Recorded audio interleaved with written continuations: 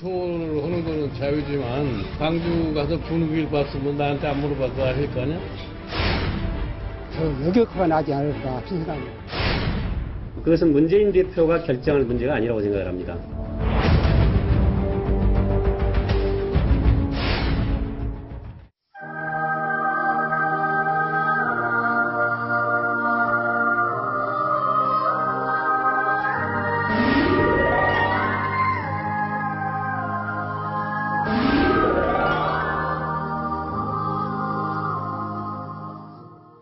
자, 지금 보신 후보가 이제 호남 지역에서는 문재인 대표 우리 쪽에 와주세요라고 처음으로 손든 모시고 한두 분 정도 생기는 흐름이 있긴 있습니다만 어쨌건 전남 여수에 네. 문재인 전 대표가 간 것 아니냐 그 가능성 거론됐다는 거 하나 하고요.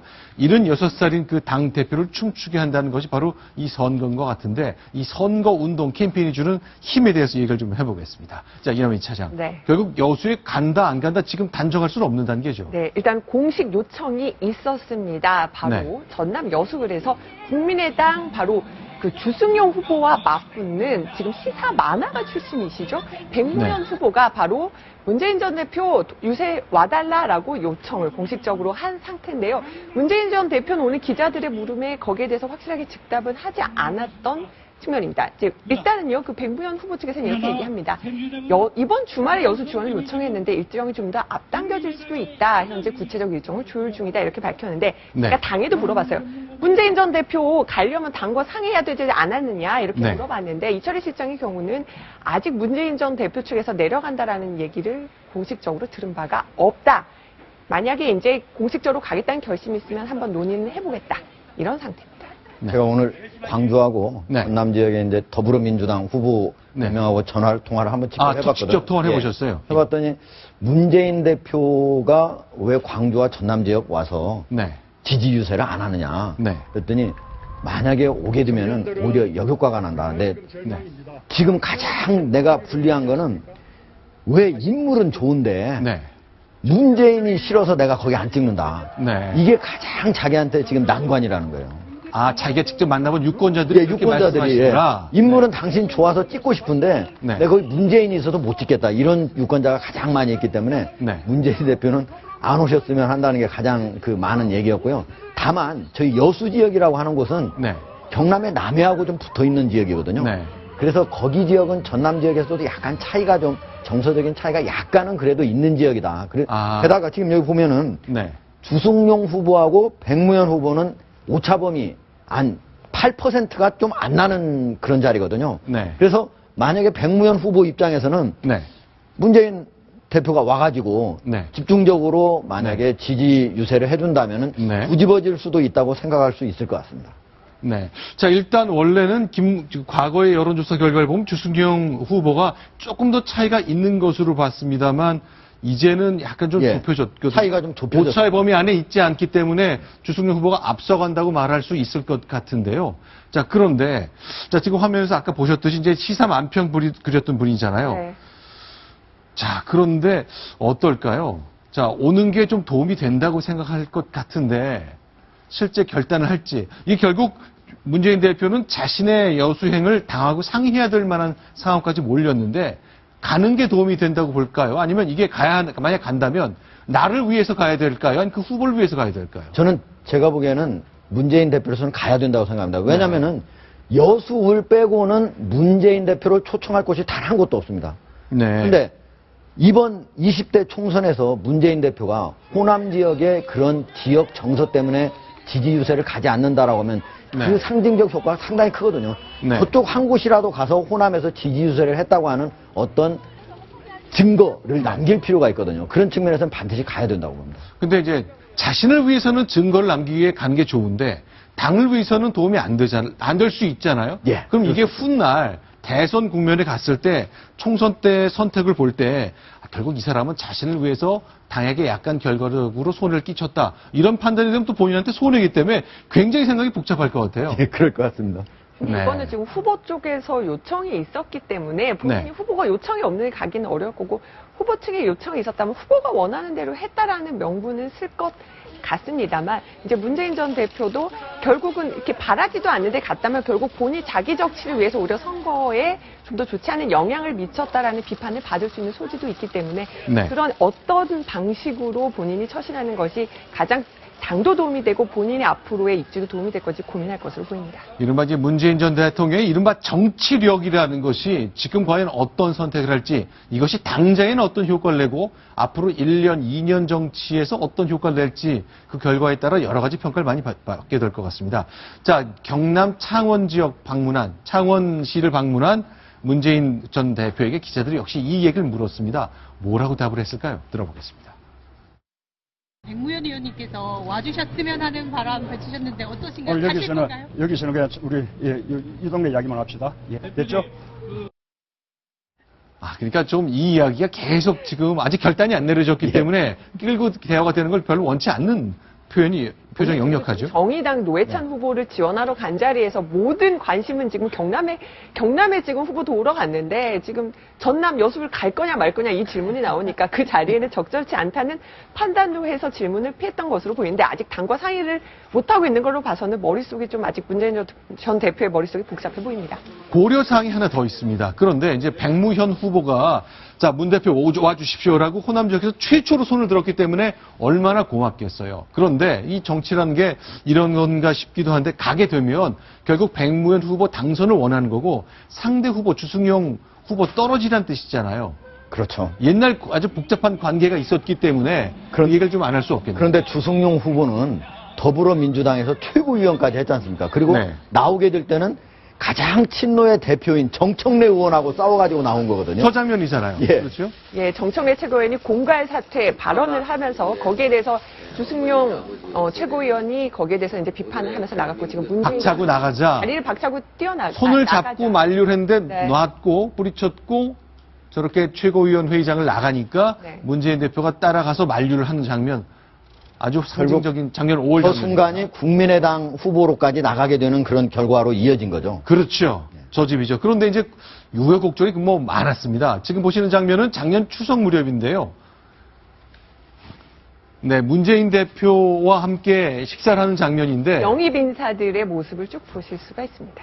네. 자, 작년 가을에 추석 무렵에는 저 문재인 대표 자택까지 직접 가서 만찬하고 그랬었잖아요. 네, 구기동에 가서 주승용 최고위원뿐만 아니고 당시에 잠깐 뭔가 봉합되는 듯한 모습이 있었는데 네. 결국은 뭐 파국을 맞게 됐다는 거는 뭐 우리 모두 다 아는 사실이죠. 자, 그럴 때 일단 전남, 광주와는 달리 전북 지역은 좀 분위기가 좀 다른 것 같은데요. 네. 네. 그 정운천 새누리당 후보가 네. 굉장히 지역주의 타파를 도전하고 있는 지역입니다. 바로 전주을 최형재라는 더민주 후보가 문재인 대표께 일찌감치 굉장히 당연한 듯하게 문재인은 당연히 우리가 초청한다. 네. 문재인을 전주을에서 며칠 안에 만날 수 있을 것이다. 이런 SNS 글을 올렸습니다. 실제 네. 언제 이번 주 중에 갈지 어떨지는 구체적으로 명시하진 않았는데 네. 그런데 전남 광주와 달리 전북 쪽에서는 문재인 전 대표의 인기가 그렇다면은 뭐 그렇게 나쁘지 않은 거냐 이렇게 물었더니 네. 영남 패권주의 상징이라는 면에서는 문재인 대표 아주 안 좋다. 이런 한 당직자의 전언도 있었긴 했습니다. 제가 네. 전북은 제가 고향이기 때문에 더 잘 알지 않습니까? 그렇죠. 전남 지역하고 광주 지역하고 달리 네. 친노 패권에 대한 그런 어떤 반감이 좀 전북은 좀 적은 편이었거든요. 네. 그리고 더불어민주당의 현역 의원들이 많이 남았었습니다. 네. 그럼에도 불구하고 초반 판세하고는 달리 지금 이제 중반을 흘러 넘어가면서 전북권에서도 이 전체 더불어민주당에서 국민의당 쪽으로 점차 조금씩 표가 쏠림 현상이 조금씩 나타나고 있는 상태입니다. 자, 그러면요. 자, 김홍걸 씨는 저 김대중 대통령의 셋째 아들이죠. 그래서 공을 들여 영입을 했거든요. 바로 문재인 대표가 영입을 했는데 오늘 얘기를 들어보니까 역시 김홍걸 씨 본인도 문재인 대표에게는 반성의 여지가 있다고 얘기를 하네요. 진솔한 반성이 따라야 할 거라고 강조했습니다. 그 얘기 들어보겠습니다. 문재인 대표에 대해서 거부감을 가진 분들이 있는 것은 사실이고 그렇지만 과거에 그 실망시켜드린 데 대한 진솔한 반성을 하고 대화의 장을 만드는 것이라면 꼭 나쁘지만은 않다고 생각합니다. 이 얼만큼 호남 분들을 잘 설득할 수 있느냐, 그거에 따라서 달라질 수 있다는 거죠. 이렇게 말할 필요는 없다는 거죠. 자, 지금 얘기처럼요. 호남 분들이 문재인 대표에게 섭섭한 게 있다면 버뜩 드는 게 우리가 표를 몰아줬는데. 네. 그거죠. 몰아줬는데 대통령 당선도 안 됐고 또 하나 그 문재인 전 대표가 바로 네. 이제 참여정부 노무현 정부 시절에 네. 했던 발언 또 노무현 정부에서 했던 어떤 것들에 대해서도 아직 네. 호남에서 많이 지금 화가 풀리지 않은 상태다. 네. 가령 가장 대표적으로 꼽는 것이요. 문재인 전 대표가 자신의 책에서 쓰고 있기도 하지만은 네. 2006년에 바로 이제 민정수석 시절인가요? 기자들과 네. 얘기를 하면서 질문에 대해서 이런 답을 합니다. 아니, 노무현 전 대통령이 부산 출신인데 이 노무현 정부를 왜 부산 정권으로 받아들이지 않는지 이해가 가지 않는다. 근데 이른바 부산 정권 발언이었는데 네. 이것들이 굉장히 논란이 되면서 어떤 지역주의 네. 이런 문제로 비판 맹공을 받았습니다. 본인도 이렇게 논란이 될 거를 예상을 못했던 것 같은데요. 이 발언 때문에 네. 당시 이제 당에 있던 후보들도 호남에서 굉장히 선거를 치르기 어려웠다라는 후문을 듣고 많이 후회했다. 이런 글을 문재인 전 대표가 남기기도 했습니다. 자, 2002년 대통령 선거 당시에 대한 건데 호남에서는 노무현 후보에게 90%를 몰아줬고 부산에서는 40%를 주었잖아요. 그런데 어떻게 우리가 부산 정권이라고 얘기할 수 있냐라고 호남 분들이 생각하는 건데, 자, 이런 것들 때문에 호남 분들의 반감이 좀 있는 것 같고 아주 결정적인 중요한 수사권도 역시 호남 분들한테 문재인 대표에 대해서 거리감을 두게 된 계기가 되는 거죠. 그렇죠. 어떻게 보면은 대북 송금 사건 특검인데요. 이건 김대중 정부에서 어떻게 보면 가장 햇볕 정책의 핵심이었잖아요. 네. 근데 그것을 마치 남북 정상회담, 역사적인 그 남북 정상회담을 마치 북한에 4억 5천만 달러를 주고 네. 그 대가로 정상회담을 치른 것처럼 네. 특검 결과가 나옴으로써 어떻게 보면은 국민의 정부를 모욕한 셈이 됐고, 네. 그리고 노무현 정권 때 전라도에 있는 호남 사람들이 네. 어떤 그 불만을 갖게 되는 거는 네. 당시에 예를 들면은 TK 정권이나 그 전에 있는 정권 때보다 전라도의 인사들이 제대로 기용이 안 됐다 이런 측면이 아니고요. 네. 실은 노무현 정권 때도 기용이 오히려 그 전으로 따진다면은 네. 김대중 정부 못지않게 기용이 됐습니다. 아하. 그러나 그 전에는 지지를 하지 않은 정당이었잖아요. 네. 그러니까 기용이 되지 않는 거에 대해서 어떻게 보면 뭐 당연하다 이렇게 생각하는 거고, 네. 노무현 정권 때는 엄청나게 밀어줬는데 네. 왜 홀대했느냐, 그런 상대적인 홀대 이런 거에 대한 불만이라고 볼 수가 있습니다. 자, 김한물 대표 얘기를 조금 더 보겠습니다. 자, 김대중 대통령이 셋째 아들이기 때문에 이분의 얘기를 호남 유권자들이 좀 더 한 번 더 쳐다볼 것 같은 점 때문에 의미를 좀 가질 것 같은데요. 좀 더 들어보겠습니다. 천정배 대표께서도 그동안 이 여당의 압승은 저지하겠다 그런 말씀을 하셨다가 이 안철수 대표가 고집을 부리고 있는데 아무 말씀을 못하고 있거든요. 그런 나쁜 결과가 나오면 결국 책임론이 나올 수밖에 없다는 것이죠. 고집을 부린 안철수 대표나 무기력한 모습을 보인 천정배 대표나 똑같이 뭐 정계 은퇴를 하라는 소리가 나올 수도 있겠죠. 네. 정계 은퇴 뭐까지도 생각해야 된다. 각오하시라 이런 뜻이네요. 예, 저는 그 김홍걸 위원장의 얘기가 네. 일면으로는 일리가 있다고 생각합니다. 즉 네. 다시 말해서 야권이 분열됨으로써 여권한테 저절로 의석수를 더 늘려줬다고 하는 그 책임을 면하기는 어렵다 이렇게 생각을 하는데, 네. 그럼에도 불구하고 저거를 안철수 대표하고 천정배 의원한테만 과연 책임을 지을 수 있고 네. 문재인 대표나 또는 김종인 네. 선거대책위원장한테는 지을 수 없느냐, 그렇게 저는 보지 않는 게, 왜냐면은 수도권에 있어서 지금 만약에 둘이 통합을 하면은 새누리당 대표를 이길 수 있는 게 제가 한 30석에 35석이나 된다고 그랬잖아요. 그렇죠. 그런데 이거를 뜯어놓고 보면은 거기에서 두 당을 만약에 여론조사를 해가지고 합쳐야 된다 그러면은 네. 거의 한두 석을 제외하고는 다 더불어민주당 후보한테 가게 됩니다. 그렇게 되겠죠. 그렇다면은 이 더불어민주당 후보로 가게 돼서 단일화됐을 경우에 비례대표도 국민의당은 많이 줄어들 가능성이 높거든요. 네. 그런 상태에서 적어도 더불어민주당에 다른 뭔가에 네. 국민의당한테 뭔가의 다른 대가를 주지 않는다면 과연 이런 상태로 서로 통합을 하자고 할 수 있겠느냐, 이런 측면에서 네. 더불어민주당도 그냥 통합하자고 한다고 하는 거는 제가 보기에는 네. 실질적으로 현실적인 그런 네. 통합 제안은 아니다 이렇게 네. 볼 수가 있습니다. 자, 어쨌건 선거는 굴러가고 있습니다. 이제 며칠 남지 않았는데 오늘 이제 더불어민주당의 김종인 대표는 역시 충청권, 우연찮게 충청권에서 마주치진 않았습니다만 같은 지역을 누볐죠. 네, 새누리당과 오늘 더불어민주당이 충청에서 바로 이제 맞붙는 모양새인데요. 충청도 먼저 아산을 찍고요. 갑을 합동유세 이어서 그 다음에 천안으로 갑니다. 네. 그리고 평택까지 간 다음에는요. 바로 경기로 넘어가서 자, 화성병, 시흥을 방문했군요. 시흥을 방문하면서 총 6곳. 그러니까 중원을 주로 네. 충청도와 네. 경기도까지 이어가면서 유세를 이어갔습니다.